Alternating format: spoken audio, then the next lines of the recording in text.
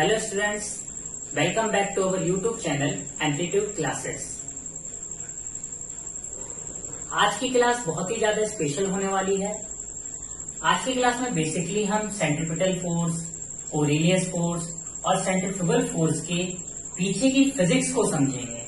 आखिर इनके पीछे फिजिक्स क्या लगती है, क्योंकि अभी तक हमने क्या करा है, अभी तक हमने पीछे की लास्ट की कुछ 2-3 क्लासेस थी, ठीक है। उन दो तीन क्लासेस में हमने क्या करा, सेंट्रीफ्यूगल फोर्स और कोरिलियस फोर्स की प्रॉब्लम्स को क्या करा, डील करा।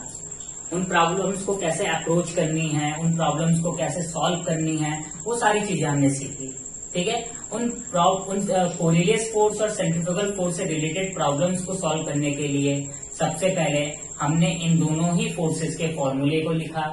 फॉर्मूला लिखने के बाद हमने उनके मैग्नीट्यूड पे फोकस किया कि उन दोनों का मैग्नीट्यूड क्या होता है, जो कि बहुत ही ज्यादा आसान होता है, ठीक है। और सबसे ज्यादा यहाँ पे जो टिपिकल काम था वो था इन दोनों ही फोर्सेस की डायरेक्शन फाइंड आउट करना, इन दोनों ही फोर्सेस की टर्मिनोलॉजी में यूज होने वाली डायरेक्शन। तो पीछे की 2-3 क्लासेस में हमने क्या करा है, पीछे की 2-3 क्लासेस में हमने कोरिलियस फोर्स और सेंट्रीफ्यूगल फोर्स की डायरेक्शंस और उसके मैग्नीट्यूड को डिस्कस किया, जिसके पीछे ओवरऑल क्या थी, मैथ्स थी। हमने अभी तक जो कोरिलियस फोर्स और सेंट्रीफ्यूगल फोर्स पढ़ा है, ठीक है, वो किसके टर्म्स में पढ़ा है, मैथमेटिक्स के टर्म्स में पढ़ा है। आप उतना ही लेक्चर देखने के बाद आप क्या कर सकते हैं, कोरिलियस फोर्स और सेंट्रीफ्यूगल फोर्स से रिलेटेड जितने भी प्रॉब्लम्स होंगी उनको इजीली डील कर सकते हैं, इजीली अप्रोच कर सकते हैं, ठीक है।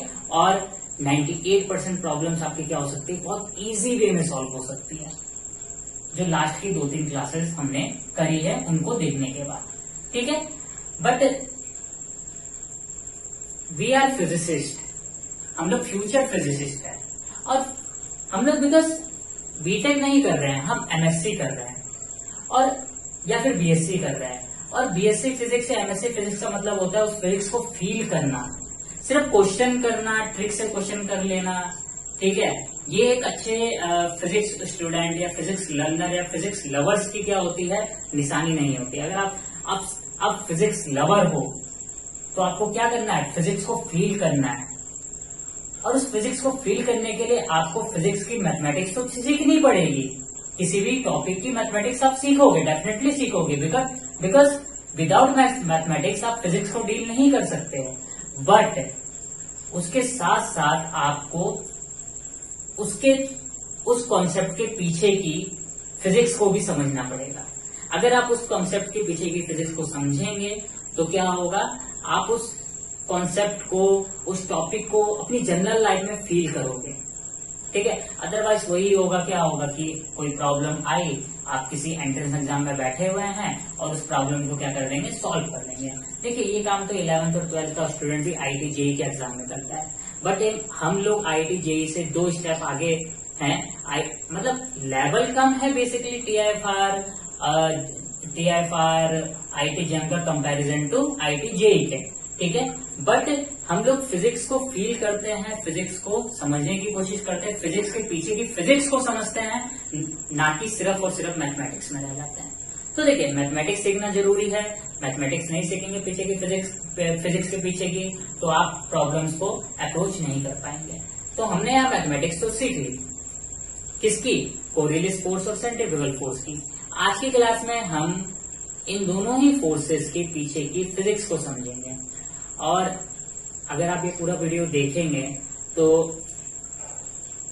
मैं दावे के साथ बोल सकता हूं कि आप सेंट्रीपिटल फोर्स, कोरिलियस फोर्स और सेंट्रीफ्यूगल फोर्स, इन तीनों ही फोर्स की पीछे की फिजिक्स को आप समझेंगे और उस फिजिक्स को फील करेंगे कि आखिर ये फोर्स होता क्या है, ये फोर्स लगते कब है, तीनों फोर्स, ठीक है। ये फोर्स आया कहां से, क्या जरूरत पड़ी कि ये फोर्स आ गया। कोरिलियस फोर्स आज तक तो हमने पढ़ा ही नहीं था, ठीक है। बीएससी में सडनली कोरिलियस फोर्स कहां से आया, क्यों आया, क्यों लगता है ये कोरिलियस फोर्स, कहाँ लगता है, कहाँ नहीं लगता है कोरिलियस फोर्स, ये सारी चीजों को हम क्या करेंगे, आज की इस वीडियो में डिस्कस करेंगे, ठीक है। अच्छा, आज की वीडियो को डिस्कस करने से पहले लास्ट क्लास में मैंने एक्सेलरेशन इन सर्कुलर मोशन पढ़ाया था। पहले मैं उसको एक छोटा सा डिस्कशन कर लेता हूं, बिकॉज उस पर छोटा सा डिस्कशन करना जरूरी है। आफ्टर दैट मैं आपको सेंट्रीपिटल फोर्स पढ़ाऊंगा, सेंट्रीपिटल फोर्स के पीछे की फिजिक्स को समझाऊंगा। देखिए मैथमेटिक्स तो समझेंगे ही, मैथमेटिक्स के साथ उसके पीछे की फिजिक्स को भी समझेंगे, जो कि आप जनरल लाइफ में क्या कर सकते हैं, उस फिजिक्स को फील कर सकते हैं। ठीक है, तो देखिए सपोज करते हैं एक आपके पास क्या है, पार्टिकल है, और वो पार्टिकल क्या कर रहा है, सर्कुलर पाथ पे मोशन कर रहा है। ठीक है, एट टाइम टी पार्टिकल सपोजिट कहाँ पे, इस पॉइंट पे है, और उस पॉइंट को आप पी बोलिए, ए बोलिए, सी बोलिए, फर्क नहीं पड़ता है। ठीक है, और सपोज करते हैं कि सर्कल, जिस सर्कुलर पाथ पे पार्टिकल मोशन कर रहा है उसका सेंटर क्या है, सी है। ठीक है, अब देखिए जब कोई भी पार्टिकल किसी सर्कुलर पाथ पे मोशन करता है तो उसके बाद टोटल 2 एक्सेलरेशन होते हैं। एक होता है उसका टेंजेंशियल एक्सेलरेशन, एक होता है रेडियल एक्सेलरेशन, जो कि हम लास्ट क्लास में डिस्कस कर चुके हैं। रेडियल एक्सेलरेशन की डायरेक्शन क्या होता है, always towards the centre of circle. ठीक है, सर्कल के सेंटर की तरफ। क्यों होता है, क्योंकि एक नेगेटिव साइन आ जाता है। ठीक है, और जो आपका टेंजेंशियल एक्सेलरेशन होता है उसका डायरेक्शन क्या होता है, टेंजेंट की तरफ। तो हम इसको क्या बोलते हैं, ये बोलते हैं ई टी कैप। ठीक है, और ये हमारा क्या हो जाता है बताइए, या फिर हम इसको क्या बोलते हैं, इसको हम बोलते हैं वेक्टर ए टी, और इसको क्या बोलते हैं बताइए, वेक्टर ए आर। ये होता है रेडियल एक्सेलरेशन और ये होता है आपका टेंजेंशियल एक्सेलरेशन। ठीक है, और दोनों की डायरेक्शन दिख रहा है। अच्छा, इस केस में पार्टिकल कौन सी डायरेक्शन में मोशन करेगा, डेफिनेटली एंटी क्लॉकवाइज। अगर क्लॉकवाइज मोशन कर रहा होता तो उस केस में जो आपका टेंजेंशियल एक्सेलरेशन वो कहाँ की तरफ होता, नीचे की तरफ होता। ठीक है, तो एक्सप्लेन नहीं कर रहा हूँ, ये लास्ट की 2 क्लासेस में मैं पढ़ा चुका हूँ। ठीक है, चलिए उसके बाद बात करते हैं, ये जो मोशन है ये मोशन किस टाइप का है, which type of motion, non uniform circular motion. ये नॉन यूनिफॉर्म सर्कुलर मोशन है। ठीक है, नॉन यूनिफॉर्म सर्कुलर मोशन का मतलब क्या है, यहाँ पे जो वेलोसिटी है पार्टिकल की is don't equal to constant. इसका मतलब वेलोसिटी क्या कर रहा है, पार्टिकल का वेरी कर रहा है। ठीक है, अब वो पार्टिकल का जो वेलोसिटी है वो टाइम के अकॉर्डिंग वेरी कर रहा है या डिस्टेंस के अकॉर्डिंग वेरी कर रहा है, वो डिपेंड करता है कि जो आपका वेलोसिटी है उसका वो किसका फंक्शन है। जैसे यहाँ पे मैं एक एग्जांपल देता हूँ, यहाँ पे वेलोसिटी क्या है, टाइम का फंक्शन है, तो मैं कहता हूँ V T is equal to 2t square. ठीक है, 2t स्क्वायर। तो इसका जो क्या होगा, वेलोसिटी का टाइम के अकॉर्डिंग जो क्या होगा, ग्रोथ होगा, वो कैसा होगा, एक्सपोनेंशियल ग्रोथ होगा। बिकॉज यहाँ पे जो क्या है, टी की पावर कितनी है, 2 है। ठीक है, टी की पावर 3 होती तो क्यूबिकल ग्रोथ होता, 1/t होता तो डेफिनेटली वेलोसिटी क्या होती, टाइम के साथ साथ डिक्रीज होती। ठीक है, तो डिपेंड करता है कि जो आपका वेलोसिटी हो टाइम का फंक्शन है और किस तरीके से टाइम पे डिपेंड करता है। ठीक है, तो यहाँ पे वेलोसिटी क्या है, वेरिएबल है, अकॉर्डिंग किसके साथ, विद टाइम के साथ। तो with time velocity is variable. ठीक है, तो उस टाइप की मोशन को हम क्या बोलते हैं, non uniform motion, non uniform circular motion. और इस नॉन यूनिफॉर्म सर्कुलर मोशन में 2 टाइप के एक्सेलरेशन होते हैं, एक होता है टेंजेंशियल एक्सेलरेशन, एक होता है रेडियल एक्सेलरेशन। बट अगर मैं यहाँ पे क्या करता हूँ, यहाँ पे मैं अगर वेलोसिटी को कांस्टेंट कर देता हूँ, तो यू नो वेरी वेल जो आपका टेंजेंशियल एक्सेलरेशन होता है वो क्या होता है बताइए, V upon V T, sorry DV upon D T. ठीक है, अगर यहाँ पे वेलोसिटी कांस्टेंट हो जाता है, सपोजेड अगर वेलोसिटी कांस्टेंट होता है, तो उस केस में देखिए ये क्या है, ये आपका हो जाएगा, एक और सर्कुलर मोशन लेता हूं, ये कैसा है, यूनिफॉर्म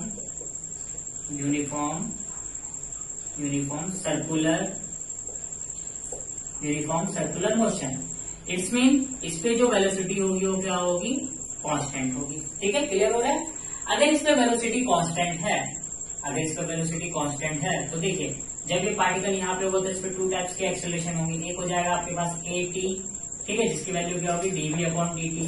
अब देखिए वेलोसिटी कांस्टेंट है, तो for constant velocity tangential acceleration कितना हो जाएगा, 0 हो जाएगा। It's mean uniform circular motion के केस में कोई भी टेंजेंशियल एक्सेलरेशन नहीं होगा। ठीक है, इस केस में सिर्फ और सिर्फ, ठीक है, कौन सा एक्सेलरेशन होगा, रेडियल एक्सेलरेशन होगा। कौन सा एक्सेलरेशन होगा, रेडियल एक्सेलरेशन होगा, जिसका डायरेक्शन क्या होगा, always towards the centre of circular motion. ठीक है, और इसी एक्सेलरेशन को क्या नाम दिया जाता है, सेंट्रीपिटल एक्सेलरेशन। इसका मतलब ये हुआ कि जो आपका रेडियल एक्सेलरेशन है वो और कुछ नहीं, क्या है, सेंट्रीपिटल एक्सेलरेशन है। ठीक है, अब वो सेंट्रीपिटल एक्सेलरेशन होता क्या है, ठीक है, वो हम आगे डिस्कस करेंगे। फिलहाल आपको बस यहाँ पे इतना समझना है कि जो आपका सेंट्रिपिटल एक्सीलरेशन है उसका डायरेक्शन कहाँ है, always towards the centre of circle. ठीक है, बिकॉज जो आपका क्या है, रेडियल एक्सीलरेशन है वही आपका सेंट्रिपिटल एक्सीलरेशन का काम करता है। ठीक है, क्लियर हो रहा है? चलिए इतना क्लियर हुआ। अब अगला सवाल है, अगला सवाल आपको थोड़ा सा क्या कर सकता है, परेशान कर सकता है, पर मैं आपसे पूछ रहा हूँ सोचना कि अगर यूनिफॉर्म सर्कुलर मोशन में वेलोसिटी कांस्टेंट है, अगर यूनिफॉर्म सर्कुलर मोशन में वेलोसिटी कांस्टेंट है तो भैया एक्सेलरेशन कहां से आ गया है, एक्सेलरेशन तो 0 होना चाहिए था ना। बट पार्टिकल क्या कर रहा है, सर्कुलर पाथ पे मोशन कर रहा है। अब पार्टिकल सर्कुलर पाथ पे मोशन कर रहा है तो हमने कहा कि कैसा मोशन कर रहा है भैया, यूनिफॉर्म सर्कुलर मोशन कर रहा है। अगर पार्टिकल यूनिफॉर्म सर्कुलर मोशन कर रहा है इसका मतलब वेलोसिटी क्या होगा, कांस्टेंट होगा। अगर वेलोसिटी कांस्टेंट है तो इसका मतलब क्या हुआ, एक्सेलरेशन कितना होना चाहिए, उसका 0 होना चाहिए। पर क्या ऐसा होता है, नहीं होता है। फॉर कांस्टेंट वेलोसिटी एक एक्सेलरेशन इस पे काम कर रहा है और इस एक्सेलरेशन को हम क्या नाम देते हैं, radial acceleration as well as centripetal acceleration. अब जो अगला सवाल है वो ये है कि ये एक्सेलरेशन आखिर आया कहां से। अगर वेलोसिटी कांस्टेंट है तो ये एक्सेलरेशन आया कहां से आखिर। According to definition acceleration is equal to the rate of change of velocity. अगर वेलोसिटी चेंज ही नहीं हो रहा है टाइम के रिस्पेक्ट में तो एक्सेलरेशन तो कांस्टेंट होना चाहिए था, बट ऐसा होता नहीं है। यहाँ आप साफ साफ देख रहे हैं भैया रेडियल एक्सेलरेशन तो लग ही रहा है। तो चलिए इस चीज को समझते हैं और अच्छे से। अब देखिए इसको समझने के लिए हम क्या करते हैं, इसको समझने के लिए हम टोटल 4 पॉइंट लेते हैं। ठीक है, 4 पॉइंट कौन कौन से, एक टॉप पे ले लेंगे, एक बॉटम पे ले लेंगे। ठीक है, एक पॉइंट हमने ए ले लिया बॉटम पे, एक हमने बी ले लिया, एक पॉइंट सी लेते हैं राइट हैंड साइड, दूसरे क्या ले लेते हैं, डी ले लेते हैं लेफ्ट हैंड साइड। ठीक है, अच्छा पॉइंट कौन सा मोशन कर रहा है भैया, ये एंटी क्लॉकवाइज, क्लॉकवाइज करता तो डायरेक्शन चेंज होता थी किसकी, वेलोसिटी की। अच्छा, अगर आपको किसी भी कर्व पे वेलोसिटी की डायरेक्शन फाइंड आउट करनी है तो आप पढ़ चुके हैं ऑलरेडी। ठीक है, छोटी क्लासेस में आपने पढ़ा होगा। उस कर्व पे आप क्या करेंगे, टेंजेंट ड्रॉ कर देंगे। इसका मतलब अगर मैं इस पॉइंट ए पे वेलोसिटी फाइंड आउट करना चाहता हूँ तो क्या करूंगा, टेंजेंट ड्रॉ कर दूंगा। ठीक है, अगर मैं पॉइंट सी पे वेलोसिटी फाइंड आउट करना चाहता हूँ तो क्या करूंगा, टेंजेंट ड्रॉ कर दूंगा। पॉइंट बी पे वेलोसिटी फाइंड आउट करना चाहता हूँ तो क्या करूंगा, टेंजेंट ड्रॉ कर दूंगा। पॉइंट डी पे वेलोसिटी फाइंड आउट करना चाहता हूँ तो क्या करूंगा, टेंजेंट ड्रॉ कर दूंगा। और यहाँ पे मैंने सबका ही मैग्नीट्यूड क्या करा है, इक्वल लिखा है। क्यों लिखा है, बिकॉज मैं कौन सा किस टाइप का मोशन कर रहा है, पार्टिकल यूनिफॉर्म सर्कुलर मोशन कर रहा है। And in uniform circular motion velocity should be constant. ठीक है, अगर आपका वेलोसिटी यहाँ पे कांस्टेंट होगा तो डेफिनेटली यहाँ पे क्या होगा, जो वेलोसिटी का मैग्नीट्यूड होगा वो सेम होगा। ठीक है, अब चलिए देखते हैं यहाँ पे आखिरी एक्सेलरेशन आ कहां से रहा है। अगर मैं यहाँ पे बात करता हूँ कि पॉइंट ए, इसकी पॉइंट ए और पॉइंट बी के बीच के वेलोसिटी का डिफरेंस, पॉइंट ए और पॉइंट बी के बीच के वेलोसिटी का डिफरेंस कितना होगा। अगर सपोज दैट किसी दो वेक्टर के बीच का डिफरेंस, और वेक्टर फिजिकल क्वांटिटी क्या होनी चाहिए, सेम होनी चाहिए। ऐसा नहीं कि आप वेलोसिटी का डिफरेंस किसके साथ निकाल रहे हैं, डिस्प्लेसमेंट के साथ निकाल रहे हैं। ठीक है, मतलब वेलोसिटी का डिफरेंस आपको वेलोसिटी के साथ निकालना है, फोर्स का डिफरेंस आपको फोर्स के साथ निकालना है। तो जब भी आप दो वेक्टर फिजिकल क्वांटिटी का डिफरेंस निकालते हैं, अब वो डिफरेंस अगर 0 आ जाता है, ठीक है, अगर वो डिफरेंस 0 आ जाता है, इट्स मीन उन दोनों ही वेक्टर का मैग्नीट्यूड और डायरेक्शन दोनों ही क्या होता है, सेम होता है। बट यहाँ पर हो क्या रहा है, यहाँ पे वेलोसिटी का डायरेक्शन क्या हो रहा है, चेंज हो रहा है। ठीक है, अब ये वेलोसिटी का डायरेक्शन चेंज हो रहा है तो वेलोसिटी के डायरेक्शन के चेंज होने के कारण क्या हो रहा है, ये जो एक्स्ट्रा एक्सेलरेशन आप पढ़ रहे थे, कौन सा एक्सेलरेशन, रेडियल एक्सेलरेशन, इसका क्या हो रहा है, प्रोडक्शन हो रहा है, उत्पाद हो रहा है, बन रहा है। तो इसके होने की वजह कौन है, इसके होने की वजह कौन है, इस वेलोसिटी के डायरेक्शन का चेंज होना। अगर वेलोसिटी का डायरेक्शन चेंज हो रहा है तो due to change of velocity, direction of velocity, due to change of direction of velocity आपका क्या हो रहा है, सेंट्रिपिटल एक्सीलरेशन क्या हो रहा है, प्रोड्यूस हो रहा है। ठीक है, ये तो चलिए क्या था, ये तो फिजिक्स थी। अब इसके पीछे की मैथ्स पढ़ते हैं। अगर मैं यहाँ पे क्या करता हूँ, maths physics maths physics maths physics, हाँ यही करते रह जाएंगे हम। अब कॉमर्स वाले क्या करेंगे, इकोनॉमी को अच्छा कर देंगे। ठीक है, आजकल बैटल चल रहा है, कॉमर्स साइंस वाला बोलता है कॉमर्स वाले को क्या, कि तू इकोनॉमिक्स सही कर, और कॉमर्स वाला बोलता है कि साइंस वाले को तूने वैक्सीन नहीं बनाया तो क्या है, यूजलेस है। उससे क्या पता भाई, समय तो लगता है हर चीज में, ठीक है, चाहे वो देश की इकोनॉमिक्स हो या फिर वो वैक्सीन हो, किसकी, कोविड-19 की, कोरोना वायरस। चलिए ये एक अलग टॉपिक है। फिलहाल हम क्या करते हैं, इसके पीछे की मैथमेटिक्स समझते हैं। मैथमेटिक्स क्या है, अब देखिए इसके पीछे की आपकी जो मैथमेटिक्स है, सपोज दैट मैं पॉइंट ए और पॉइंट बी के बीच की वेलोसिटी का डिफरेंस फाइंड आउट करना चाहता हूँ। जब मैं इन दोनों ही पॉइंट के बीच के वेलोसिटी का डिफरेंस फाइंड आउट करना चाहूंगा तो क्या हो जाएगा बताइए, डेल्टा बी। डेल्टा बी क्या है, बी बी माइनस बी ए, ठीक है, या फिर बी ए माइनस बी बी, कुछ भी कर लीजिए, क्या फर्क पड़ता है, बी ए माइनस बी बी। अब देखिए बी ए का मैग्नीट्यूड क्या है, फॉरवर्ड डायरेक्शन में बी, बीबी का मैग्नीट्यूड क्या है, बैकवर्ड डायरेक्शन में बी। अब देखिए ये फॉरवर्ड डायरेक्शन में है तो अगर मैंने इसका साइन पॉजिटिव लिया है तो ठीक इसके अपोजिट डायरेक्शन वाले का साइन क्या लूंगा मैं, नेगेटिव लूंगा। इसका मतलब जो बी बी है जिसका मैग्नीट्यूड तो कितना है, बी है, पर वो बी ए के क्या है, ठीक अपोजिट डायरेक्शन में है, तो इसका मतलब माइनस साइन तो क्या होगा, डिफरेंस आप निकाल ही रहे हो, पर साथ में क्या आ जाएगा बताइए, माइनस बी आ जाएगा। इट्स मीन जो चेंज इन वेलोसिटी कितना हो जाएगा बताइए, 2b हो जाएगा। ऐसे ही आप पॉइंट सी और पॉइंट डी के लिए निकालेंगे तो पॉइंट सी और पॉइंट डी के लिए भी चेंज इन वेलोसिटी कितना आ जाएगा बताइए, 2b आ जाएगा। और you know very well A is equal to क्या होता है, change in velocity upon change in time, ठीक है। अगर यहाँ पे वेलोसिटी, चेंज इन वेलोसिटी 0 नहीं है तो क्या एक्सेलरेशन 0 होगा, नहीं होगा। ये थी इसके पीछे की मैथमेटिक्स। आखिर डायरेक्शन चेंज होने से एक्सेलरेशन क्यों आ रहा है, डायरेक्शन चेंज होने से चेंज इन वेलोसिटी क्या हो रही है, 2b के बराबर हो जा रहा है, ठीक है। इसका मतलब क्या होगा, इसका मतलब ये होगा डेफिनेटली यहाँ पे एक्सेलरेशन, डेफिनेटली यहाँ पे चेंज इन वेलोसिटी कितना है, 0 है। अगर चेंज इन वेलोसिटी 0 नहीं है, अगर चेंज इन वेलोसिटी 0 नहीं है सर्कुलर मोशन में दो पॉइंट्स के बीच में, इसमें उनके बीच में क्या होगा, कुछ ना कुछ एक्सेलरेशन होगा, ठीक है। और वही एक्सेलरेशन क्या होता है, हमारा सेंट्रीपिटल एक्सेलरेशन होता है। तो यहाँ पे आप सेंट्रीपिटल एक्सेलरेशन समझ गए होंगे कि ये सेंट्रीपिटल एक्सेलरेशन आया कहाँ से, ठीक है। Direction always towards the centre of earth, towards the center of circle, towards the center of circle, towards the center of circle and towards the center of circle, ठीक है। ये हो गया हमारा क्या, सेंट्रीपिटल एक्सेलरेशन। अब बात करते हैं सेंट्रीपिटल फोर्स की, किसकी, सेंट्रीपिटल फोर्स। तो देखिए सेंट्रीपिटल फोर्स क्या होता है, it is a required necessary force, it is a required necessary force, it is a required necessary force for circular motion of the particle. किसी भी पार्टिकल या किसी भी बॉडी या किसी भी ऑब्जेक्ट के लिए ये नेसेसरी रिक्वायर्ड फोर्स है, ठीक है। अगर ये नेसेसरी रिक्वायर्ड फोर्स नहीं आएगा तो कोई भी पार्टिकल सर्कुलर मोशन नहीं कर सकता है। क्लियर हो रहा है? सो यू कैन से कि जो आपका सेंट्रीपिटल फोर्स है वो सेंट्रीपिटल फोर्स क्या है, सेंट्रीपिटल फोर्स है minimum required force, minimum necessary required force, ठीक है। Minimum necessary required force, minimum, देखिए मैंने एक शब्द बोला है मिनिमम, शब्दों को ध्यान से सुनो, ठीक है। मिनिमम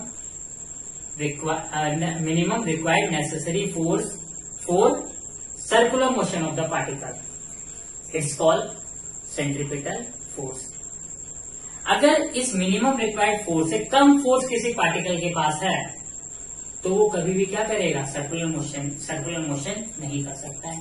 खैर वो केस में हम क्या करेंगे, न्यूमेरिकल के थ्रू समझेंगे, ठीक है। फिलहाल आप यहाँ पे समझिए कि सेंट्रीपिटल फोर्स क्या होता है। सेंट्रीपिटल फोर्स वो नेसेसरी रिक्वायर्ड मिनिमम फोर्स है जो किसी पार्टिकल को एक सर्कुलर पाथ पे मोशन करने के लिए जरूरत होती है, उसकी आवश्यकता होती है। उस मिनिमम रिक्वायर्ड सेंट्रीपिटल फोर्स के बिना कोई भी पार्टिकल सर्कुलर मोशन नहीं कर सकता है। पहली चीज क्लियर हुई, ठीक है। दूसरी चीज क्या क्लियर करनी है, दूसरी चीज ये क्लियर करनी है कि जो आपका सेंट्रीपिटल फोर्स है वो एक सूडो फोर्स है। बिकॉज सेंट्रीपिटल फोर्स के पैदा होने के, उत्पन्न होने का कारण क्या है, आपका जो पार्टिकल है वो कैसा मोशन कर रहा है, सर्कुलर मोशन कर रहा है। सर्कुलर मोशन करने का मतलब क्या है, पार्टिकल क्या है, एक्सेलरेट है। अगर ये पार्टिकल एक्सेलरेट है तो हमने क्या कहा था, एक्सेलरेट सिस्टम या फिर एक्सेलरेट पार्टिकल आपका क्या प्रोड्यूस करता है, सूडो फोर्स प्रोड्यूस करता है। इट्स मीन आपका जो सेंट्रीपिटल फोर्स है वो एक सूडो फोर्स है, रियल फोर्स नहीं है। दूसरी बात, तीसरी बात, सबसे इंपॉर्टेंट बात ये कि सेंट्रीपिटल फोर्स नाम की चीज तो होती है पर सेंट्रीपिटल फोर्स खुद में ही एक नया फोर्स नहीं है, ठीक है। इसका मतलब ये हुआ, इसका मतलब समझिए, इसका मतलब क्या है, ये सबसे इंपॉर्टेंट चीज है इसमें इसका मतलब ये है कि सेंट्रीपिटल फोर्स तो है भाई, सेंट्रीपिटल फोर्स तो है, जिसका काम क्या होता है, पार्टिकल को सर्कुलर मोशन करवाने का। अगर ये फोर्स नहीं हो तो पार्टिकल सर्कुलर मोशन नहीं करेगा, ठीक है। पर जो ये आपका सेंट्रीपिटल फोर्स है, ये खुद में कोई फोर्स नहीं है, खुद में कोई फोर्स नहीं है। कभी कभी सेंट्रीपिटल फोर्स की रिक्वायरमेंट कौन पूरी करता है, फ्रिक्शन पूरी करता है। कभी कभी यही सेंट्रीपिटल फोर्स की रिक्वायरमेंट कौन पूरी करता है, QVB साइन थीटा पूरी करता है, मतलब मैग्नेटिक फोर्स पूरी करता है। कभी कभी यही सेंट्रीपिटल फोर्स की जो रिक्वायरमेंट है वो कौन पूरी करता है, इलेक्ट्रोस्टैटिक्स पूरी करता है। जैसे फॉर एग्जांपल मान लीजिए एक कार है और कार क्या कर रहा है, रोड पे, ठीक है, रोड पे क्या कर रहा है, सर्कुलर पाथ में मोशन कर रहा है। तो जब कार सर्कुलर पाथ में मोशन करेगा रोड में, तो कार के टायर्स और रोड की सरफेस के बीच में फ्रिक्शन लगेगा, ठीक है। वो जो फ्रिक्शन होगा वो क्या करेगा, इस नेसेसरी सेंट्रीपिटल फोर्स की रिक्वायरमेंट को पूरा करेगा। और ये जो नेसेसरी सेंट्रीपिटल फोर्स है वो क्या है, मास of the particle into centripetal acceleration. Centripetal acceleration क्या था बताइए, v²/r, चाहे तो ओमेगा क्या कर सकते हैं, ओमेगा के टर्म्स में भी लिख सकते हैं, ठीक है, ओमेगा स्क्वायर इंटू आर के टर्म्स में लिख सकता है, ठीक है। चलिए वही अगर क्या है, कोई आपके पास क्या है, प्लेनेट है, प्लेनेट क्या करता है, प्लेनेट आपका सन के अराउंड कैसे कौन से पाथ में रिवॉल्व करता है, इलिप्टिकल पाथ में, ठीक है, सर्कुलर पाथ में। एक बार थोड़ी देर में कंसीडर कर लेते हैं, क्या कंसीडर करेंगे कि जो आपका प्लेनेट है वो सन के अराउंड कैसे पाथ में रिवॉल्व कर रहा है, सर्कुलर पाथ में रिवॉल्व कर रहा है, कंसीडर करना है। अगर वो सर्कुलर पाथ में रिवॉल्व करेगा तो यहाँ पे जो सेंट्रीपिटल फोर्स की रिक्वायरमेंट है वो कौन पूरी करता है, Gm/r²। मतलब आपका प्लेनेट और सन के बीच में जो आपका ग्रेविटेशनल फोर्स लगेगा, ठीक है, वो यहाँ पे क्या करेगा, सेंट्रीपिटल फोर्स की रिक्वायरमेंट को पूरी करेगा, ठीक है। इलेक्ट्रॉन है, इलेक्ट्रॉन क्या कर रहा है, न्यूक्लियस के अराउंड सर्कुलर मोशन में, सर्कुलर पाथ पे मोशन कर रहा है। तो वहां पे जो मिनिमम रिक्वायरमेंट सेंट्रीपिटल फोर्स है उसकी रिक्वायरमेंट को कौन पूरी करता है, 1/4πε0 Q1 मतलब चार्ज ऑन इलेक्ट्रॉन, Q2 मतलब charge on nucleus, charge on nucleus क्या होता है, ZE होता है प्लस का अपॉन r², ठीक है। इसका मतलब यहाँ पे इलेक्ट्रॉन जब किसी न्यूक्लियस के अराउंड सर्कुलर पाथ पे मोशन कर रहा है तो इसके लिए जो मिनिमम रिक्वायर्ड सेंट्रीपिटल फोर्स चाहिए उसकी रिक्वायरमेंट को कौन पूरी करता है, उसके रिक्वायरमेंट को इलेक्ट्रॉन और न्यूक्लियस के बीच में जो आपका कौन सा कूलॉम्स फोर्स लगता है, इलेक्ट्रिक फोर्स है, वो कंप्लीट करता है, ठीक है। क्लियर हो रहा है। तो देखिए सेंट्रीपिटल फोर्स नाम की कोई चीज नहीं है, सेंट्रीपिटल फोर्स नाम की कोई चीज नहीं है, बस ये कि सेंट्रीपिटल फोर्स है और जो जितने भी पुराने फोर्सेस है वही सेंट्रीपिटल फोर्स का क्या कर रहे हैं, वही सेंट्रीपिटल फोर्स की रिक्वायरमेंट को कंप्लीट कर रहे हैं, ठीक है। क्लियर हो रहा है। अगेन डायरेक्शन क्या हो जाएगा इसका, टूवर्ड्स द सेंटर ऑफ सन, ठीक है। चलिए इतना क्लियर हुआ सेंट्रीपिटल फोर्स क्या होता है। ओके, अब पढ़ते हैं सेंट्रीफ्यूगल फोर्स के पीछे की फिजिक्स। हमने प्रॉब्लम को तो सॉल्व कर दिया, प्रॉब्लम को तो आसानी से हम सॉल्व कर सकते हैं, थोड़ी सी फिजिक्स समझ लो इसके पीछे की फिजिक्स क्या सेंट्रीफ्यूगल फोर्स की।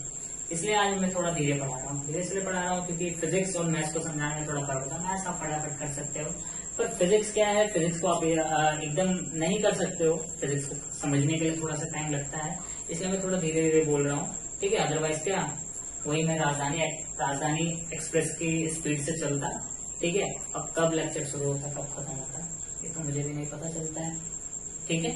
बट कोई नहीं, फिजिक्स पढ़ रहे हैं तो थोड़ा पैसेंजर ट्रेन को भी वो भी कर लेते हैं, कभी कभी पैसेंजर ट्रेन की तरह भी चलना पड़ता है। अगर आप पैसेंजर ट्रेन की तरह नहीं चलेंगे तो कुछ जरूरी स्टेशन छूट जाएंगे, उन जरूरी स्टेशन को उतरना बहुत जरूरी है, ठीक है।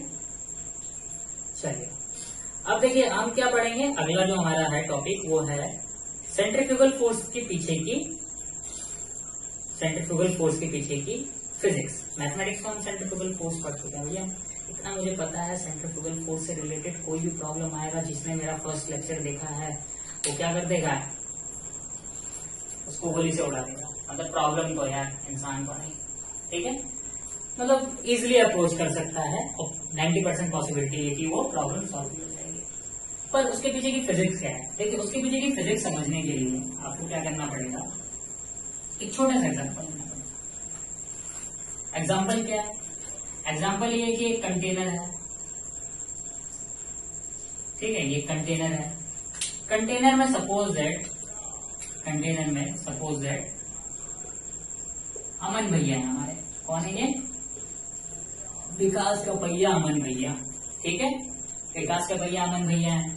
और इस कंटेनर में क्या रखा है, एक ब्लॉक रखा है और इसके बीच में क्या है, ये म्यू है, कोएफिशिएंट ऑफ फ्रिक्शन, ठीक है। अब देखिए क्या ये कंटेनर क्या हो रहा है, ओमेगा एंगुलर वेलोसिटी से क्या हो रहा है, घूम रहा है, ठीक है। अब वो एंटी क्लॉकवाइज घूम रहा है, क्लॉकवाइज घूम रहा है, वो अपने हिसाब से आप खुद डिसाइड कर सकते हैं। तो सपोज इट एंटी क्लॉकवाइज घूमे जा रहा, घूमे जा रहा, घूमे जा रहा, ठीक है। यहाँ पे तो विकास के पहिया अमन भैया है। सपोज इट यहाँ पे क्या है, ग्राउंड पे, ग्राउंड क्या है, रेस्ट में, और ये हमारे क्या है, ये हमारे राहुल गांधी है, राहुल गांधी, ठीक है। राहुल गांधी तो विकास के पहिया है। चलो कांग्रेस के लिए क्या है, विकासवादी पुरुष है। चलिए तो ये हमारे राहुल जी हैं। अब देखिए एक अमन भैया है, विकास के पहिया अमन भैया, दूसरा क्या है, राहुल गांधी, राहुल सॉरी, ठीक है, मजाक नहीं। तो दूसरे क्या है हमारे, राहुल है, ठीक है। अब राहुल क्या है, ग्राउंड है, ग्राउंड पे किसमें रखे हुए हैं, रेस्ट में है, राहुल किसमें है, ग्राउंड पे, रेस्ट में। अच्छा अब ये और ये जो कंटेनर है, अमन भैया क्या है, ग्राउंड में ऐसे कंटेनर में ऐसे बैठ रखे हैं, यूं दुबक के, ठीक है, और इस ब्लॉक को देखे जा रहे हैं। बट जो राहुल भैया है वो भी क्या कर रहे हैं, वो भी ब्लॉक को देख रहे हैं भैया। अच्छा जब राहुल भैया इस ब्लॉक को देखेंगे तो इस ब्लॉक पे कौन कौन से फोर्सेस लगेंगे, देखिए एमजी फोर्स तो नीचे की तरफ सोचना ही नहीं, ठीक है। ये सरफेस पे है, दो सरफेस कांटेक्ट में है, तो ये क्या लगेगा, कांटेक्ट फोर्स लगेगा, नॉर्मल फोर्स ऊपर की तरफ, रिएक्शन फोर्स ऊपर की तरफ, तो ये तो एक दूसरे को बैलेंस कर देगा, ना बॉडी नीचे जाएगी ना बॉडी ऊपर जाएगी, ठीक है। बट यहाँ पर क्या हो रहा है, यहाँ पर जब ये ब्लॉक घूम रहा है तो ये जो राहुल भैया है, राहुल भैया जब इस ब्लॉक को देख रहे हैं तो कंटेनर के साथ साथ ये ब्लॉक भी क्या कर रहा है, सर्कुलर मोशन कर रहा है, घूमे जा रहा, घूमे जा रहा, घूमे जा रहा। इसका मतलब ये जो ब्लॉक है राहुल भैया के रिस्पेक्ट में कौन सा मोशन कर रहा है, सर्कुलर मोशन कर रहा है। अरे भैया सर्कुलर मोशन कर रहा है तो डेफिनेटली क्या होगा, एक सेंट्रीपिटल फोर्स चाहिए कि नहीं चाहिए, चाहिए, जिसका डायरेक्शन कहाँ होगा, जिसका direction always towards the centre of circle होगा। अभी जब क्या होगा, जो ब्लॉक है वो सर्कुलर मोशन कर रहा है तो उसका सेंटर कहीं यहाँ पे होगा, कहीं यहीं पे तो होगा उसका सेंटर, ठीक है। इसका मतलब जो सेंट्रीपिटल फोर्स का डायरेक्शन है वो कौन से डायरेक्शन में होगा, इस डायरेक्शन में होगा, ठीक है। इसका मतलब इसमें जब मैं सेंट्रीपिटल फोर्स की डायरेक्शन बनाऊंगा, कौन से डायरेक्शन में बनाऊंगा, बैकवर्ड डायरेक्शन में। और ये जो सेंट्रीपिटल फोर्स की रिक्वायरमेंट है वो कौन पूरी कर रहा है, वो पूरी कर रहा है ब्लॉक और सरफेस के बीच में जो फ्रिक्शन है। तो यहाँ पे मैं क्या लिख देता हूँ, फ्रिक्शनल फोर्स। तो ये जो फ्रिक्शनल फोर्स है वो किसका काम कर रहा है बताइए, फ्रिक्शनल फोर्स यहाँ पे mv² अपॉन r का काम कर रहा है, मतलब सेंट्रीपिटल फोर्स का काम कर रहा है। मैंने अगेन क्या कहा था, सेंट्रीपिटल फोर्स नाम ली, सेंट्रीपिटल फोर्स तो होता है पर खुद में सेंट्रीपिटल फोर्स का वजूद नहीं है। अब खुद में सेंट्रीपिटल फोर्स का वजूद नहीं है तो यहाँ पे सेंट्रीपिटल फोर्स की रिक्वायरमेंट को कौन पूरी कर रहा है, फ्रिक्शन पूरी कर रहा है। चलिए ये तो हमारे कौन थे, राहुल भैया थे। राहुल भैया के रिस्पेक्ट में देखा जब हमने ये जो फ्री बॉडी डायग्राम बना है वो राहुल भैया के रिस्पेक्ट में बना है। और राहुल भैया के रिस्पेक्ट में क्या हो रहा है, ये जो फ्रिक्शन है वो सेंट्रीपिटल फोर्स का काम कर रहा है, जो क्या कर रहा है, सर्कुलर पाथ पे मोशन करेगा, ठीक है। बट जो हमारे विकास के भैया अमन भैया हैं उनके रिस्पेक्ट में ये ब्लॉक किसमें रखा है, अरे यार कंटेनर के अंदर ऐसे दुबकते बैठे हैं। अरे जब विकास के भैया अमन भैया, ठीक है, जो अमन भैया कंटेनर में ऐसे दुबक के बैठे हैं, हिल नहीं रहे, बिल्कुल रेस्ट में, और वहां पे क्या है, कंटेनर के ठीक सामने उनके एक ब्लॉक रखा हुआ है, ये ब्लॉक, और ये ब्लॉक भी क्या है, कंटेनर के रिस्पेक्ट में, कंटेनर के अंदर क्या, कंटेनर के अंदर तो रेस्ट में है ना। और जो हमारे विकास का भैया अमन भैया वो भी कंटेनर के अंदर किसमें है, रेस्ट में, ठीक है। इसका मतलब दोनों ही एक दूसरे के रिस्पेक्ट में क्या है, रेस्ट में। जब मैं अमन के रिस्पेक्ट में इस ब्लॉक का फ्री बॉडी डायग्राम बनाऊंगा तो मुझे क्या चाहिए, मुझे ये देखना पड़ेगा कि अगर अमन के रिस्पेक्ट में ये ब्लॉक रेस्ट में है तो इस ब्लॉक पे जितने भी फोर्सेस लग रहे हैं वो आपस में क्या हो जाए, बैलेंस हो जाए। अब देखिए mg फोर्स तो क्या करेगा, इस r फोर्स को कैंसिल कर दे रहा है, तो पार्टिकल ना ऊपर मोशन करेगा ना नीचे मोशन करेगा। बट यहाँ पर एक फ्रिक्शन फोर्स लग रहा है जिसका डायरेक्शन कहाँ है, बैकवर्ड डायरेक्शन में, ठीक है। बट हमें तो क्या प्रूफ करना है कि भैया रेस्ट में है। अगर ये फ्रिक्शन फोर्स इसमें लगेगा विद रिस्पेक्ट टू अमन, तो अमन के रिस्पेक्ट में ब्लॉक कौन सी डायरेक्शन में मोशन करेगा, अमन की तरफ। या अमन की तरफ मोशन करना चालू कर देगा कि नहीं कर देगा, ठीक है। मान लीजिए क्या है, ब्लॉक है, अब इस ब्लॉक पे फ्रिक्शन फोर्स कहाँ लग रहा है, इस ब्लॉक पे फ्रिक्शन फोर्स इस डायरेक्शन में लगता है, मेरे राइट हैंड साइड। तो मेरे राइट हैंड साइड है तो ब्लॉक कौन सी डायरेक्शन में मोशन करने लग जाएगा, इस डायरेक्शन में। बट अमन के रिस्पेक्ट में ब्लॉक किसमें रखा हुआ है, रेस्ट में रखा हुआ है। अगर अमन के रिस्पेक्ट में ब्लॉक रेस्ट में रखा हुआ है तो इसका मतलब क्या हुआ, इसका मतलब ये हुआ कि फ्रिक्शन को बैलेंस करने के लिए, फ्रिक्शन मतलब इस सेंट्रीपिटल फोर्स को बैलेंस करने के लिए, फ्रिक्शन को नहीं सेंट्रीपिटल, क्योंकि यहाँ पे सेंट्रीपिटल फोर्स का काम कौन कर रहा है, फ्रिक्शन कर रहा है। तो ये जो सेंट्रीपिटल फोर्स है इसको बैलेंस करने के लिए अमन के रिस्पेक्ट में एक फोर्स और लग रहा होगा, क्योंकि अमन के रिस्पेक्ट में ब्लॉक एम क्या है, रेस्ट में है। ठीक है, तो जब मैं अमन के रिस्पेक्ट में इसका फ्री बॉडी डायग्राम बनाऊंगा तो एक एक्स्ट्रा फोर्स और आ जाएगा जिसे मैं कहूंगा एफ। ठीक है, ये एफ, अब ये एफ फोर्स है क्या वो समझेंगे। ठीक है, जिसे मैं क्या बोलूंगा, एफ। अब देखिए यहाँ पे जब मैं इसका फ्री बॉडी डायग्राम बनाऊंगा तो क्या होगा, यहाँ पे जब मैं इसका फ्री बॉडी डायग्राम बनाऊंगा तो क्या होगा, mg से r कैंसिल हो जाएगा क्योंकि दोनों का मैग्नीट्यूड सेम है, डायरेक्शन अपोजिट है। और यहाँ पे जो f है, फ्रिक्शन है, वो कैपिटल F को कैंसिल कर देगा। क्यों, क्योंकि दोनों का मैग्नीट्यूड सेम है और डायरेक्शन अपोजिट है। इस केस में पार्टिकल किस में रहेगा, ब्लॉक किस में रहेगा, रेस्ट में रहेगा। और ब्लॉक का रेस्ट में रहना इसका मतलब क्या प्रूव करता है, जो ब्लॉक है वो किसके रिस्पेक्ट में देख रहे हैं, राहुल भैया के रिस्पेक्ट में देख रहे हैं या अमन भैया के रिस्पेक्ट में देख रहे हैं, डेफिनेटली अमन के रिस्पेक्ट में देख रहे हैं। अमन के रिस्पेक्ट में ब्लॉक क्या है, रेस्ट में है। ठीक है, और इसी एक्स्ट्रा फोर्स को, जो एक्स्ट्रा फोर्स क्या करता है, सेंट्रीफ्यूगल फोर्स को बैलेंस करता है। इसका मतलब जो सेंट्रीपिटल फोर्स को बैलेंस करता है। ठीक है, उसी एक्स्ट्रा फोर्स को हम क्या नाम देते हैं, सेंट्रीफ्यूगल फोर्स देते हैं। इसका मतलब जो सेंट्रीफ्यूगल फोर्स है वो सेंट्रीपिटल फोर्स को क्या करता है, बैलेंस करता है। तो पहली बात तो ये पता चली, पहली बात हमें क्या पता चली कि जो आपका क्या है, जो आपका सेंट्रीफ्यूगल फोर्स है वो क्या करता है, सेंट्रीपिटल फोर्स को बैलेंस करता है। यहाँ पर किसको बैलेंस कर रहा है, फ्रिक्शन को। फ्रिक्शन किसका काम कर रहा है, सेंट्रीपिटल फोर्स का काम कर रहा है। ठीक है, तो इन जनरल यहाँ पे फ्रिक्शन हो गया। ठीक है, कहीं कहीं आपका क्या होगा, कहीं कहीं आपका मैग्नेटिक फोर्स भी हो सकता है, कहीं कहीं आपका इलेक्ट्रिक फोर्स भी हो सकता है। ठीक है, इन जनरल जो सेंट्रीफ्यूगल फोर्स है वो किसको बैलेंस करता है, वो बैलेंस करता है सेंट्रीपिटल फोर्स को। इसका मतलब जो सेंट्रीफ्यूगल फोर्स का क्या होगा, मैग्नीट्यूड होगा, वो किसके बराबर होगा बताइए, वो होगा आपका किसके बराबर है, फ्रिक्शन के बराबर। और फ्रिक्शन का मैग्नीट्यूड किसके बराबर है, M B square upon R के। तो ये बात तो क्लियर हुई कि सेंट्रीफ्यूगल फोर्स का मैग्नीट्यूड कितना होता है, M B square upon R, जबकि सेंट्रीपिटल फोर्स का magnitude M B square upon R नहीं होता है, वो वेरी करता है। वो कंडीशन के अकॉर्डिंग कभी फ्रिक्शन हो जाता है, कभी मैग्नेटिक फील्ड फोर्स हो जाता है, कभी इलेक्ट्रिक फोर्स हो जाता है, कभी ग्रेविटेशनल फोर्स हो जाता है, तो कंडीशन के अकॉर्डिंग चेंज होता है। ठीक है, बट आपका सेंट्रीफ्यूगल फोर्स क्या होता है, ऑलवेज इक्वल होता है। किसके इक्वल होता है, सेंट्रीपिटल फोर्स के इक्वल होता है। ठीक है, जो सेंट्रीपिटल फोर्स को क्या करता है, बैलेंस करता है। और जो सेंट्रीपिटल फोर्स है वो क्या था हमारा, M B square upon R. इसमें सेंट्रीफ्यूगल फोर्स क्या हो जाएगा बताइए, M B square upon R के बराबर हो जाएगा। और डायरेक्शन क्या होगा, सेंट्रीपिटल फोर्स के ठीक अपोजिट डायरेक्शन में, तभी तो बैलेंस करेगा। इसका मतलब जो इसका डायरेक्शन होगा प्लस आर कैप होगा, minus R cap, plus R cap. Plus R cap क्यों होगा, क्योंकि सर्कल इधर की तरफ है। ठीक है, सर्कल का डायरेक्शन सेंटर इधर की तरफ है और बाहर की तरफ क्या होता है, आर हमेशा पॉजिटिव होता है। तो बाहर की तरफ आर पॉजिटिव होता है, अंदर की तरफ आर नेगेटिव होता है। तो यहाँ साफ साफ देख सकते हैं जो एक्स्ट्रा फोर्स है, जो सेंट्रीपिटल फोर्स को बैलेंस कर रहा है, उसका डायरेक्शन कहाँ है, बाहर की तरफ है। ठीक है, तो इसका मतलब आपका जो सेंट्रीफ्यूगल फोर्स होगा, सेंट्रीफ्यूगल फोर्स इसके बराबर होगा, M B square upon R के बराबर होगा। और जिसका डायरेक्शन कहाँ होगा बताइए, plus R cap. Plus R cap का मतलब क्या हो गया, opposite direction of centripetal force, centripetal force के अपोजिट डायरेक्शन में। ठीक है, क्लियर हो रहा है ये चीज। ठीक है, एक चीज और क्लियर करनी और सबसे इंपॉर्टेंट चीज है कि जो आपका सेंट्रीफ्यूगल फोर्स लगा वो किसके रिस्पेक्ट में लगा, अमन भैया के रिस्पेक्ट में लगा या राहुल भैया के रिस्पेक्ट में लगा। जब मैं राहुल भैया के रिस्पेक्ट में इसका फ्री बॉडी डायग्राम बना रहा था तो क्या उस केस में ये एफ फोर्स अप्लाई हो रहा था उसके ऊपर, नहीं हो रहा था। उस केस में सिर्फ सेंट्रीपिटल फोर्स था। पर जैसे ही मैंने अमन भैया के रिस्पेक्ट में क्या करा, इसका फ्री बॉडी डायग्राम बनाया तो ये एक्स्ट्रा फोर्स आ गया, जो कि क्या कर रहा था, अमन के रिस्पेक्ट में इसको रेस्ट में लेकर आ रहा था। इससे ये कंक्लूजन निकलता है भैया कि अगर ग्राउंड के रिस्पेक्ट में देखोगे तो सेंट्रीफ्यूगल फोर्स की वैल्यू क्या हो जाएगी, 0। सेंट्रीफ्यूगल फोर्स क्या हो जाएगा, वैनिश।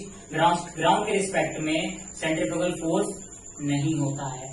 अब ग्राउंड क्या होता है हमारा, इनर्शियल फ्रेम ऑफ रेफरेंस होता है। It's mean in for inertial frame of reference magnitude of centrifugal force must be 0, should be 0।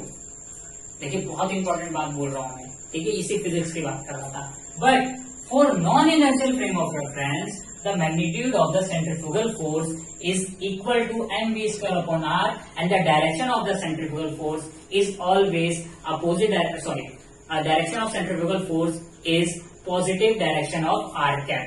It means plus r cap.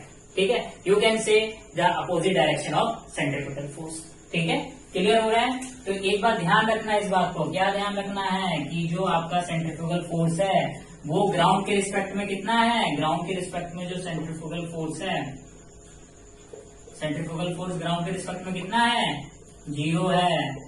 ठीक है, ये तो ग्राउंड के रिस्पेक्ट में हो गया, मतलब राहुल के रिस्पेक्ट में सेंट्रीफ्यूगल फोर्स कितना है, 0 है, पर अमन के रिस्पेक्ट में सेंट्रीफ्यूगल फोर्स कितना है, mv square upon r plus r cap है.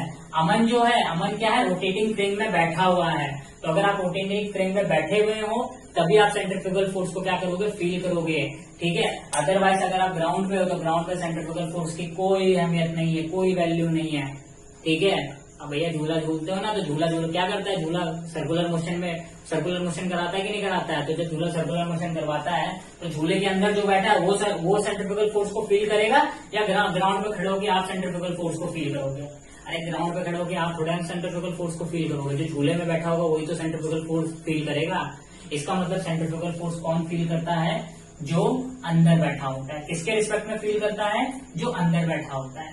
ठीक है, क्लियर हो रहा है ये चीज. ठीक है, फॉर ग्राउंड मतलब अगेन बोल देता हूं, for inertial frame of reference centrifugal force of the particle क्या होगा बताइए, पार्टिकल शुड बी 0.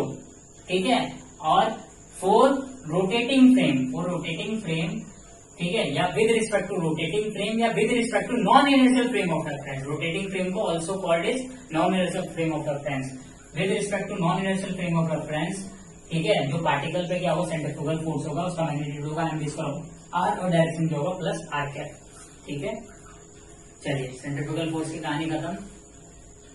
कब लगेगा, कब नहीं लगेगा, कब 0 होगा, कब 0 नहीं होगा. ठीक, अगली कहानी शुरू करते हैं कोरिलेस फोर्स की. चलिए कोरिलेस फोर्स को समझते हैं.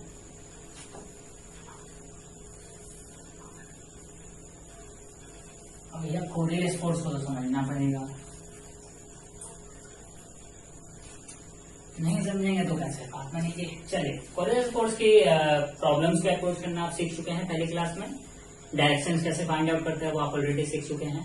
आज की क्लास में मैं कोरिलेस फोर्स की क्या फिजिक्स को डिफाइन करते हैं कि कोरिलेस फोर्स की पीछे की फिजिक्स होती क्या है. ठीक है, तो देखिए उसके लिए सबसे पहले आपको क्या करना पड़ेगा, सबसे पहले उसके लिए आपको एक फॉर्मूला लिखना पड़ेगा. फॉर्मूला क्या लिखेंगे, फॉर्मूला आप लिखेंगे समेशन ऑफ वेक्टर एफ, या फिर उल्टा भी लिख सकते हैं. उल्टा क्या लिख सकते हैं बताइए, उल्टा लिख सकते हैं mass of the particle into acceleration is equal to summation of vector F. अब देखिए summation of vector F, mass of the particle तो ऐसे ही रहेगा, वेक्टर ए भी मैं ऐसे ही छोड़ देता हूँ. समेशन ऑफ वेक्टर एफ का मतलब क्या, एफ रियल फोर्स. अब वो रोटेटिंग फ्रेम में तो क्या हो जाएगा, एफ सूडो फोर्स भी आ जाएगा. अब देखिए मैंने क्या कहा था, मैंने कहा था कि सर्कुलर मोशन के लिए रियल फोर्स क्या होता है, ऑलवेज 0 होता है. तो ये जो आप रियल फोर्स देख रहे हैं ना, ये वाला रियल फोर्स, ठीक है, फॉर सर्कुलर मोशन,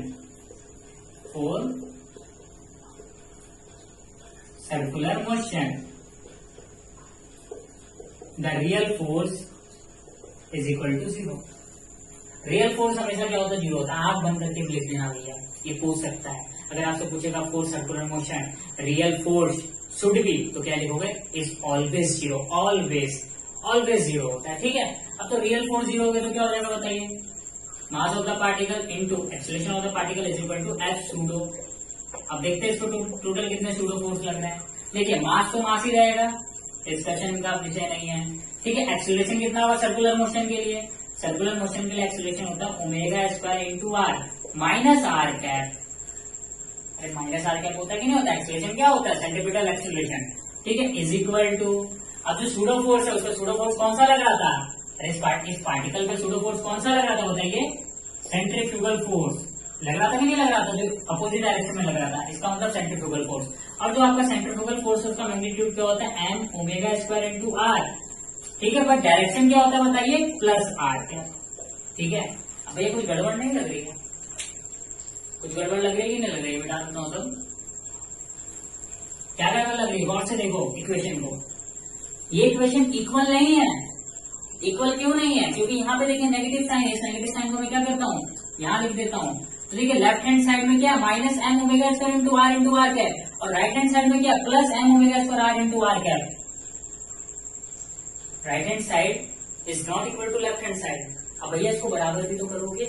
अब इसको बराबर करने के लिए क्या करोगे, अगर मैं यहाँ पे plus minus 2m omega square into R cap, R into R cap अगर ये कर देता हूं, ये टर्म ऐड कर देता हूं, अब ऐड करोगे तो क्या हो जाएगा, देखो minus M omega square R into R cap, ये तो लेफ्ट हैंड साइड हो गई।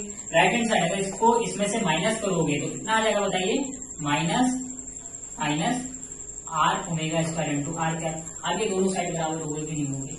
पर ये दोनों साइड बराबर कब हुई, जब मैंने यहाँ पर इस एक्स्ट्रा टर्म को क्या करा, ऐड करा। ठीक है, इसी एक्स्ट्रा टर्म को हम क्या बोलते हैं, कोरियोलिस फोर्स।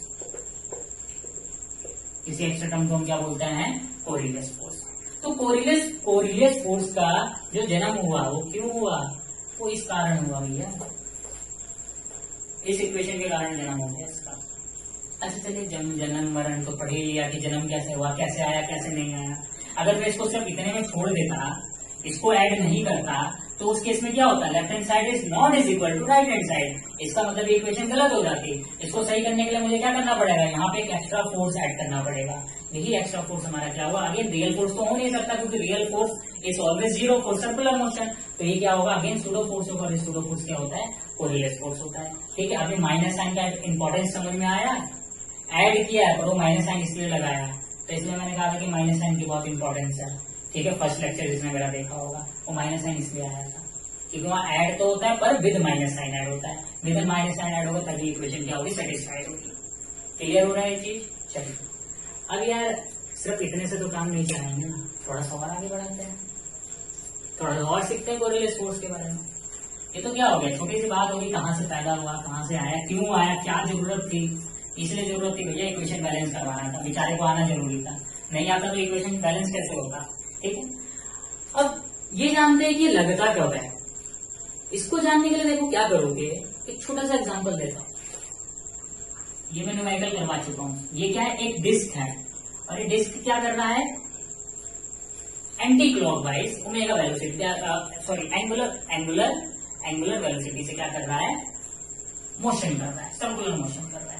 सर्कुलर मोशन कर रहा है तो इसकी वैल्यू मैंने क्या लिखी थी, ओमेगा, एंटी क्लॉकवाइज है तो प्लस जेड कैप। ठीक है, फिर मैंने कहा था कि पार्टिकल है, और ये पार्टिकल क्या कर रहा है, ये पार्टिकल ऐसे मोशन कर रहा है। कुछ इस टाइप का हमने क्वेश्चन करा था, अरे करा था कि नहीं करा था। अब ये पार्टिकल ऐसे मोशन कर रहा है तो उस केस में मैंने वेलोसिटी, इस पार्टिकल का वेलोसिटी क्या लिखा था, v into plus theta cap. Plus theta cap लिखा तो बताने की जरूरत नहीं है, पढ़नी भी नहीं चाहिए। जिसे नहीं समझ में आ रहा पहला लेक्चर जाके देखो दोबारा। ठीक है, बहुत इंपॉर्टेंट लेक्चर है वो। चलिए, अब देखिए, जब ये क्या करेगा, जब ये इस टाइप से मोशन करेगा, इसका मतलब क्या हुआ, इस पे हम क्या फाइंड आउट कर रहे थे बताइए, एक तो कोरियोलिस फोर्स फाइंड आउट कर रहे थे। ठीक है, एक क्या फाइंड आउट कर रहे थे, सेंट्रीफ्यूगल। ठीक है, तो देखिए सेंट्रीफ्यूगल फोर्स तो लगेगा ही लगेगा, क्यों लगेगा बताने की जरूरत नहीं है। ठीक है, सेंट्रीफ्यूगल फोर्स किसके रिस्पेक्ट में लगेगा, डिस्क के रिस्पेक्ट में लगेगा, वो बताने की जरूरत नहीं है। और जो कोरियोलिस फोर्स क्यों लग रहा है, क्यों लग रहा है, ये बात आपको गौर करनी है। चलिए, अभी नहीं समझेंगे, एक एग्जांपल और देते हैं, शायद समझ में आ जाए। ठीक है, ये जो कोरियोलिस फोर्स है वो क्यों लग रहा है आपको समझ में आ जाएगा। तो एक एग्जांपल और लिया था मैंने, ये क्या है, एक पार्टिकल है, वो सर्कुलर मोशन कर रहा है। यहाँ पर एक क्या है, पर्सन है, और वो कैसे जा रहा है, ऐसे v वेलोसिटी से सेंटर की तरफ जा रहा है। जब ये v वेलोसिटी से सेंटर की तरफ जाएगा तो इस पे हमने क्या फाइंड आउट किया था, F Coriolis force find out किया था ना, आईडी, दोनों ही आईडी जिनके प्रीवियस क्वेश्चन है, मैं दोनों ही क्वेश्चन को डिस्कस कर चुका हूं, तो मैं अगेन डिस्कस नहीं करूंगा। मैं बस आपको ये समझाऊंगा कि कोरियोलिस फोर्स लगता कब है। ठीक है, अब देखिए दोनों ही केस में कोरियोलिस फोर्स पूछा, पर यहाँ पे साफ साफ आप देख सकते हैं कि दोनों ही केस में जो पार्टिकल है वो क्या कर रहा है, मोशन कर रहा है। मोशन तो कर रहा है, किसके रिस्पेक्ट में मोशन कर रहा है, रोटेटिंग फ्रेम के रिस्पेक्ट में मोशन कर रहा है। ये रोटेटिंग फ्रेम है, ये फ्रेम क्या कर रहा है, ये फ्रेम रोटेट हो रहा है। ठीक है, अगर पार्टिकल रोटेटिंग फ्रेम के रिस्पेक्ट में मोशन करेगा, उस केस में पार्टिकल के ऊपर क्या लगेगा, एक कोरियोलिस फोर्स लगेगा। वो पार्टिकल क्या फील करेगा, कोरियोलिस फोर्स फील करेगा। इट्स मीन कोई भी पार्टिकल तभी कोरियोलिस फोर्स फील करता है जब वो पार्टिकल क्या करता है, जब वो पार्टिकल इस रोटेटिंग फ्रेम के रिस्पेक्ट में मोशन में होता है। सेंट्रीफ्यूगल फोर्स के केस में क्या बताया था हमने, सेंट्रीफ्यूगल फोर्स के केस में पार्टिकल क्या होगा, जो आपका रोटेटिंग फ्रेम होगा उसके रिस्पेक्ट में क्या होगा, रेस्ट में रखा होगा। तो रेस्ट में होगा, जो ब्लॉक वाला हमने एग्जांपल दिया था उसमें कोई कोरिलेस फोर्स नहीं लग रहा था। ठीक है, कोरिलेस फोर्स लगने के लिए नेसेसरी कंडीशन है कि जो आपका ऑब्जेक्ट है वो क्या होना चाहिए, वो भी मोशन में होना चाहिए। ठीक है, वो भी मोशन में होना चाहिए, किसके रिस्पेक्ट में, किसके रिस्पेक्ट में, एंगुल क्या कहते हैं, किसके रिस्पेक्ट में, इस रोटेटिंग फ्रेम के रिस्पेक्ट में। अगर रोटेटिंग फ्रेम के रिस्पेक्ट में अगर आपका ऑब्जेक्ट, इन दोनों ही केस में देख सकते हैं, दोनों ही केस में रोटेटिंग फ्रेम के रिस्पेक्ट में ऑब्जेक्ट क्या है, मोशन में है, इट्स मीन ऑब्जेक्ट पे एक कोरिलेस फोर्स लगेगा। अगर रोटेटिंग फ्रेम के रिस्पेक्ट में ऑब्जेक्ट मोशन में नहीं है, अगर मैं कहता हूं v इज इक्वल टू 0, अगर v आपका 0 होता है with respect to rotating frame, with respect to rotating frame, in this case आपका जो क्या होगा, कोरियोलिस फोर्स होगा, वो कोरियोलिस फोर्स क्या हो जाएगा, 0 हो जाएगा इन दिस केस। ठीक है, it's mean for Coriolis force it is a necessary condition is the particle or object should be in motion with respect to rotating frame. Rotating frame के रिस्पेक्ट में आपका जो पार्टिकल है, जो ऑब्जेक्ट है, वो क्या होना चाहिए, मोशन में होना चाहिए। अगर वो रेस्ट में रहेगा, रेस्ट में मतलब v इज इक्वल टू 0 होगा पार्टिकल का। ये जो v है, जो हम फॉर्मूला पढ़ते हैं ना एफ कोरिलियस का, वो क्या पढ़ते हैं, -2n ओमेगा क्रॉस b। ये जो यहाँ पे b पढ़ रहे हैं ना, b वेक्टर b, वो क्या है, वेलोसिटी है, वेलोसिटी ऑफ द पार्टिकल है, पार्टिकल की वेलोसिटी है, रोटेटिंग फ्रेम की वेलोसिटी नहीं है, velocity of the particle with respect to rotating frame. Clear हो रहा है, मतलब यहाँ पे अगर वेलोसिटी रोटेटिंग फ्रेम के रिस्पेक्ट में 0 हो जाती है तो उस केस में कोरिलेस फोर्स क्या हो जाएगा, 0 हो जाएगा। ठीक है, तो फिलहाल इस क्लास को यही खत्म करते हैं। थोड़ा सा स्लो पढ़ा है मैंने, इसलिए ताकि आपको ज्यादा समझ में आए। नेक्स्ट क्लास में वही स्पीड को क्या करेंगे, राजधानी एक्सप्रेस की स्पीड से चलेंगे। ठीक है, और बहुत जल्दी चीजों को सीखने की कोशिश करेंगे। आज की क्लास को स्लो पढ़ाने का रीजन था, तो आपको थोड़ी सी फिजिक्स सीखनी थी, और फिजिक्स सीखने के लिए थोड़ा ध्यान से सुनना पड़ता है। ठीक है, इसलिए मैंने साफ साफ भी लिखा। ठीक है, चलिए मैं साफ साफ लिखता नहीं हूँ, बट कोई नहीं, आई नो कि आप समझ जाते हैं चीजों को। ठीक है, बिकॉज आप बीएससी स्टूडेंट्स, एमएससी स्टूडेंट्स है, तो आपके लिए लैंग्वेज मैटर नहीं करता है। आप, मैं जो बोल रहा हूँ, मैं जो इनपुट देना चाह रहा हूँ, आप तक आउटपुट पहुंच जाता है। ठीक है, चलिए फिलहाल नेक्स्ट क्लास में हम डिस्कस करेंगे banking of road. Banking of road क्या है, बैंकिंग ऑफ रोड है आपका, जो आपके क्या होते हैं, घुमावदार मोड़ होते हैं। तो घुमावदार मोड़ पे क्या होता है, जो आपके रोड होते हैं थोड़े से ऐसे बनाए जाते हैं। ठीक है, एक तरफ से झुके, गड्ढा होता है हल्का सा उसमें, या फिर आपकी जो रेल की पटरियां होती है, तो रेल की पटरी में जो घुमावदार होता है उसमें एक रेल की पटरी नीचे होती है और एक रेल की पटरी थोड़ी सी ऊपर होती है। तो कुछ इस टाइप की रेल की पटरी होती है, बट नॉर्मल प्लेन सरफेस पे रेल की पटरी क्या होती है, बिल्कुल सीधी होती है, तो उसे बैंकिंग ऑफ रोड